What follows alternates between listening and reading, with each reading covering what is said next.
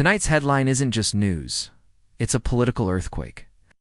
A secret draft proposal titled Project Sovereign Revival has been leaked, revealing what sources close to the House Oversight Committee are calling the blueprint for a shadow government.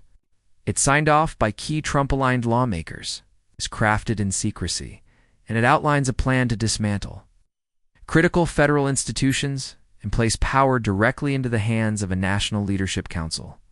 Should Trump win in 2024? Lawrence O'Donnell opened the show with what he called the most alarming government leak since the Pentagon Papers. The show's sources confirmed that this document wasn't meant for public eyes until after the Republican National Convention. But now it's out, and the implications are staggering. The plan targets the DOJ, FBI, IRS, and even FEM, proposing mass firings of senior officials and replacement by loyalty-tested appointees. Lawrence didn't mince words. This is not a political agenda. This is a coup dressed in legal jargon. For everyday Americans, this story might sound distant. But if passed, it would affect everything from taxes to disaster response. And the scariest part? There's evidence some parts of the plan are already quietly being implemented by Trump-aligned governors in red states.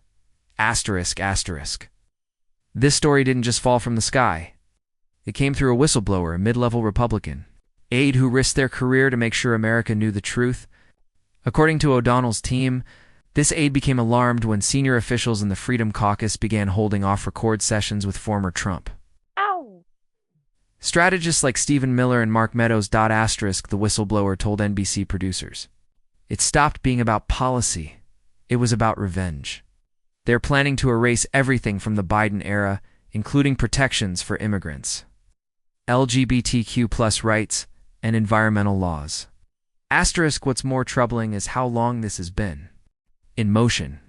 The document was first drafted in February 2024, long before Trump officially announced his candidacy. It references using the Insurrection Act to deploy the military to quell potential protests post-election, even if there is no violence. Lawrence pointed out the historical parallels. Authoritarian regimes always start with purging the institutions. That's what we're seeing here. Not with tanks, but with memos. Capitol Hill is already in chaos. Democrats are demanding immediate hearings, while GOP leadership is stonewalling. But one Republican senator anonymously told MSNBC, "This is too far, even for Trump." By the time Lawrence's show aired, the White House had issued a rare primetime statement. Press Secretary Karine Jean-Pierre condemned the document in blunt terms. This is not about governing. This is about dismantling democracy from the inside. President Biden, who has so far remained largely above campaign mudslinging, broke protocol and directly addressed the leak during a last-minute address from the Oval Office. America has always been about institutions, laws, and checks and balances. We don't crown kings. We elect leaders. And we hold them accountable. Biden went on to assure the public that his administration is working with constitutional scholars, legal watchdogs, and international allies to assess the threat. The DOJ is reportedly opening an internal probe into whether any current federal employees were involved in drafting or distributing the document. On the last word? Lawrence highlighted the legal danger of such plans.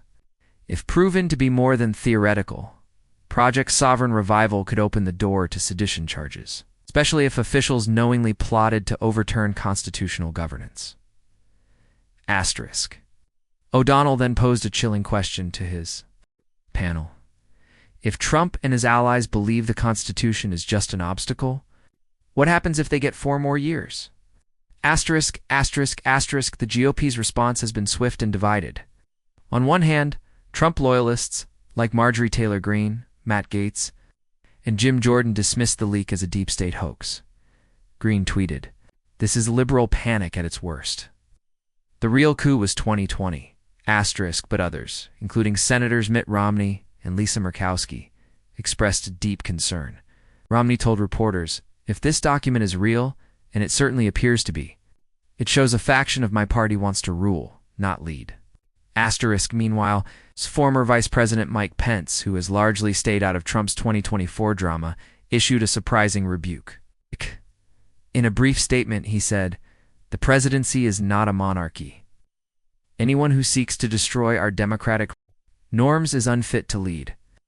On the last word, O'Donnell invited former GOP strategist Steve Schmidt, who said, "This is a cold civil war not fought with guns, but with laws, court appointments, and procedural manipulation. And it's getting dangerously close to boiling over." A new poll flashed on screen. 58% of Americans now say they're very concerned. About threats to democracy from within the U.S., that's a record high. As Lawrence put it, this is no longer about right versus left. This is about republic versus regime. As the show wrapped up, Lawrence turned to what comes next, and why this moment might be the most consequential since Watergate. Congressional Democrats are pushing for an emergency session to draft a bill that would limit executive power to unilaterally fire civil servants. The ACLU, Brennan Center, and NAACP are already organizing protests and legal teams to preemptively fight any moves related to Project Sovereign Revival. Meanwhile, MSNBC has confirmed that multiple journalists, including Rachel Maddow and Joy Reid, have launched special investigations into the donors behind the plan. Follow the money and the shadow network behind Trump's 2024 comeback becomes clearer by the day. Outside of D.C., the leak is igniting activism. Thousands of Americans have taken to X, formerly Twitter, TikTok, and YouTube, flooding hashtags like hashtag Save the Constitution, hashtag Trump coup plan, hashtag Not My Leader. Lawrence ended the show with his signature, composed intensity. "We are not powerless. We are on notice." The last word tonight is this: no document, no plan, no party should ever be above the people. Democracy survives when the people show up. Now is that time. The camera cut to black, but for millions watching, the message was clear. The fight for America's soul has officially begun. Asterisk.